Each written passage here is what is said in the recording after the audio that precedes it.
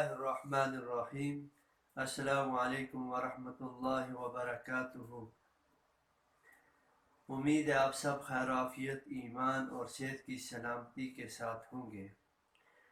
آج کی ہماری گفتگو رمضان المبارک کے حوالے سے ہے کہ رمضان المبارک کے اندر اللہ تبارک تعالیٰ نے جو روزوں کی فرضیت کا حکم دیا ہے، یہ روزے کن چیزوں کی وجہ سے ٹوٹتے ہیں، یعنی روزہ کن چیزوں کی وجہ سے ٹوٹ جاتا ہے، لیکن ہم لا علمی کی وجہ سے، غفلت کی وجہ سے، دین کی عدم دلچسپی کی وجہ سے ہمیں خبر تک نہیں ہوتی، روزہ ہمارا ٹوٹ جاتا ہے تو ہمیں پتہ تک نہیں ہوتا۔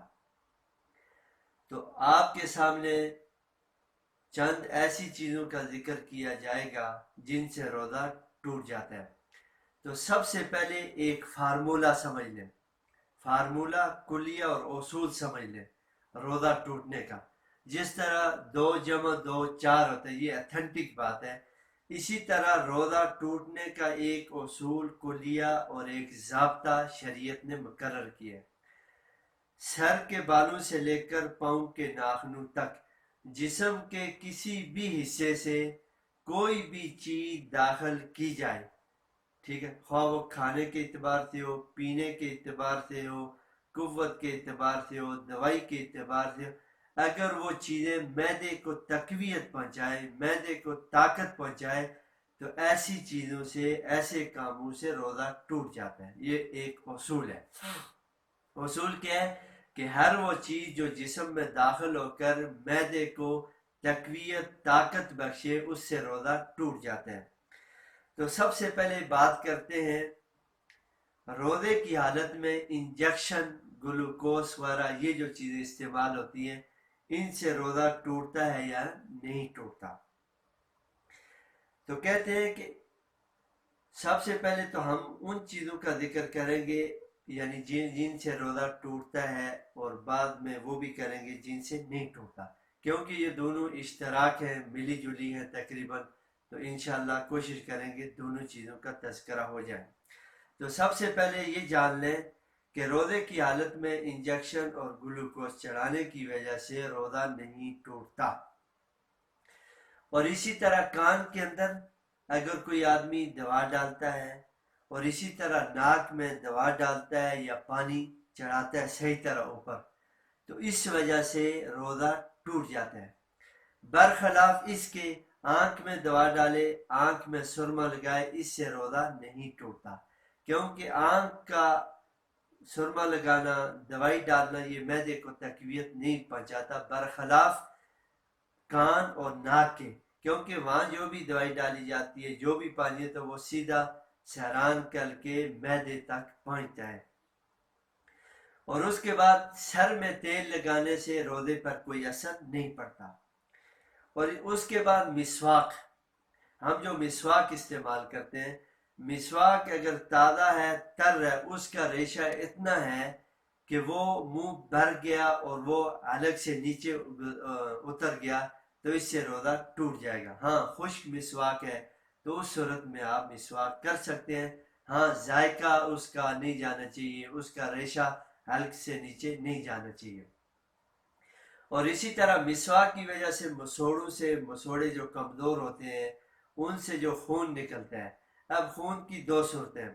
اگر خون معمولی ہے، اس کا ذائقہ تک بھی نہیں ہے، تو روزہ نہیں ٹوٹے گا، لیکن خون تھوک پر غلبہ پا گیا یا اس خون کا ذائقہ چلا گیا تو حلق میں، تو اس سے روزہ ٹوٹ جاتا ہے۔ اور اسی طرح ہر قسم کا دھواں، ٹھیک ہے، کیونکہ دھوئیں کی وجہ سے بھی معدے میں تقویت اور طاقت پہنچتی ہے، اس وجہ سے بھی روزہ ٹوٹ جاتا ہے۔ اور اسی طرح روزے کی حالت میں ٹوتھ پیسٹ استعمال کرنا، منجن استعمال کرنا، منجن کہتے ہیں وہ پاؤڈر ٹائپ ایک دوائی ہوتی ہے دانت صاف کرنے کی، پہلے زمانوں میں اکثر استعمال کی جاتی تھی، آج بھی حکمت میں استعمال کی جاتی ہے، تو ان سے بالاتفاق روزہ ٹوٹ جاتا ہے، کیونکہ ٹوتھ پیسٹ اور منجن استعمال کرنے سے تو ایک وہ سارے کا سارا ریشہ نیچے چلا جاتا ہے، اور اس کا ذائقہ اور خوشبو ساری چیز وہ بھی نیچے جاتی، اس لیے روزہ ٹوٹ جاتا ہے۔ اور اس کے بعد یہ کہ روزے کی حالت میں خون نکلوانا، ٹھیک ہے، کہتے ہیں کہ روزے کی حالت میں خون نکلوانے سے روزہ فاسد نہیں ہوتا۔ ہاں اگر ضعف ہے، بیماری کی وجہ سے کمزوری، لاغر پن ہونا یا سستی یا چکر آنا یا ایسی بیماری بننے کا اندیشہ، تو اس صورت میں خون نکلوانے سے پرہیز کریں۔ اور اسی طرح روزے کی حالت میں دانت نکلوانا، اس کی بھی یہ صورت ہے کہ اگر طبیب حاذق ایسا ماہر اور اسپیشلسٹ ڈاکٹر جس کے دل میں خدا خوفی بھی ہو، شریعت کو جانتا بھی ہو، روزے دار بھی ہو یعنی روزے رکھنے والا ہو، اگر وہ یہ کہے کہ آپ کا دانت نکالنا ہر صورت ضروری ہے، تو اس صورت میں روزے کی حالت میں دانت نکلوانا جائز ہے۔ لیکن اگر اتنا درد نہیں، اتنی تکلیف نہیں، تو اس صورت میں اعراض کرنا چاہیے، یہ درست نہیں ہے۔ اور اسی طرح عورتوں کا لپسٹک استعمال کرنا، اور بعض لپسٹکیں ایسی ہوتی ہیں واٹر پروف جو ہوتی ہے اس سے پانی بھی اندر نہیں جاتا، اس سے وضو نہیں تو نماز نہیں، تو پھر کوئی عبادت بھی نہیں۔ لیکن ایسی لپسٹک جو واٹر پروف نہیں ہے لیکن ہون ملانے کی وجہ سے وہ مل جاتی ہے، اس کا ذائقہ، اس کا ریشہ، اس کا سارا اندر چلا جاتا ہے، تو یہ بھی لگانا درست نہیں، اس سے روزہ فاسد بھی ہو جاتا ہے۔ لیکن اگر ایسی لپسٹک ہے جس کا ذائقہ بھی نہیں یا جو اندر بھی نہیں جاتی تو لگانا جائز ہے، اس سے روزہ نہیں ٹوٹتا۔ دوسرا یہ ہے کہ خصوصاً یہ جو مسئلہ ہے نوجوانوں کے حوالے سے، نوجوان جو میاں بیوی ہیں روزے کی حالت میں وہ اکٹھے نہ سوئیں، ٹھیک ہے، کیونکہ وہ اپنے نفس پر قابو نہیں پا سکتے۔ ہاں ضعیف عمر ہے جن کو اس معاملات میں ہم بستری کی طرف یعنی خواہشات کی طرف توجہ ہی نہیں، میلان ہی نہیں، وہ سو سکتے ہیں۔ لیکن نوجوانوں کے لیے فقہاء نے یہ لکھا ہے کہ دوران روزہ وہ میاں بیوی اکٹھے نہ سوئیں، کیونکہ روزہ فاسد ہو جاتا ہے، روزہ ٹوٹ جاتا ہے اور دونوں گناہگار ہوں گے۔ اور اسی طرح اگر اطلام ہو جائے، ٹھیک ہے، یہ دونوں کے لیے، مرد عورتوں کے لیے، ٹھیک ہے، سوئے ہوئے اطلام ہو جائے تو روزہ نہیں ٹوٹتا۔ ہاں اپنی خواہش پوری کرنے کے لیے کوئی غلط راستہ استعمال کر کے اطلام ہو گیا تو اس صورت میں روزہ بھی ٹوٹے گا اور روزے کا کفارہ بھی ہے اور گناہگار بھی ہوگا۔ اور اسی طرح بھول کر کھا پی لینا، اگر کسی نے بھول کر کھانا کھایا، پانی پیا، کچھ اسی طرح میاں بیوی کا تعلق بھی قائم کر دیا تو روزہ نہیں ٹوٹتا۔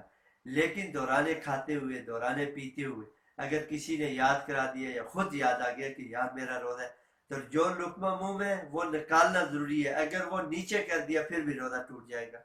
اسی لیے کیونکہ اللہ نے کھلایا، اللہ نے پلایا، تو جان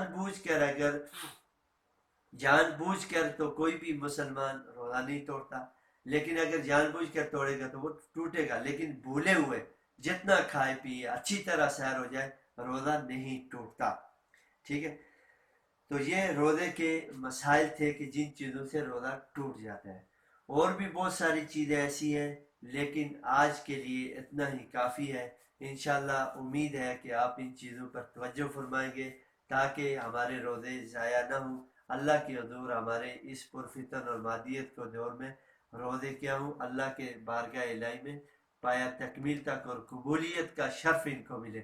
تو اس کے لیے رمضان کے مسائل، روزوں کے مسائل سمجھنا انتہائی ضروری ہے۔ اور اگلی ویڈیو کے اندر بھی انشاءاللہ آپ کو رمضان، روزے، افطاری، سحری کے مسائل کے حوالے سے گفتگو ہوگی۔ جزاکم اللہ خیر و احسن الجزا۔